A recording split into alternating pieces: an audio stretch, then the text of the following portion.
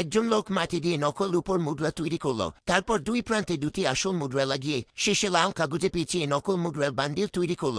সে জানত না যে তার কাজ বাইরে থেকে কেউ দেখে ফেলেছে। কিছু না জানার ভান করে শক্তি ভাই নকল মুদ্রা নিয়ে বাইরে যাচ্ছিলেন ঋণদাতাদের সামলাতে, যাতে তারা মনে করে শক্তি ভাইয়ের কোনো টাকার অভাব নেই। আরও বিশ্বাসযোগ্য করার জন্য তিনি ঋণদাতাদের ইচ্ছাকৃতভাবে প্রচুর ময়দা কিনলেন। যুদ্ধের সময় এত ময়দা মজুত করা অনেক টাকার ব্যাপার। এই দৃশ্য দেখে ঋণদাতারা বিশ্বাস করল যে শক্তি ভাইয়ের টাকার কোনো অভাব নেই, কিন্তু তারা জানত না যে এই ময়দা মাটির তৈরি। এরপর শক্তি ভাই ঋণদাতাদের হিসাব দেখানোর ভান করলেন। অপ্রত্যাশিতভাবে তখনই ব্যাংকের লোকেরা শেয়ার কিনতে এল। গত বছর 1 লাখ টাকা বিনিয়োগ করা শেয়ার হোল্ডাররা লভ্যাংশের মাধ্যমে বিয়ে পর্যন্ত করে ফেলেছে।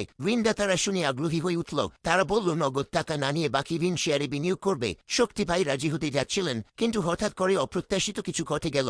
নকল মুদ্রা তৈরি করা লোকটি হঠাৎ ঢুকে পড়ল। সে ঋণ চাওয়ার ভান করে লাল কাগজ ছিঁড়তে যাচ্ছিল। ভয়ে শক্তি ভাই তাড়াতাড়ি কাগজ ছিনিয়ে নিলেন, কিন্তু কাগজ ছিঁড়ে গেল।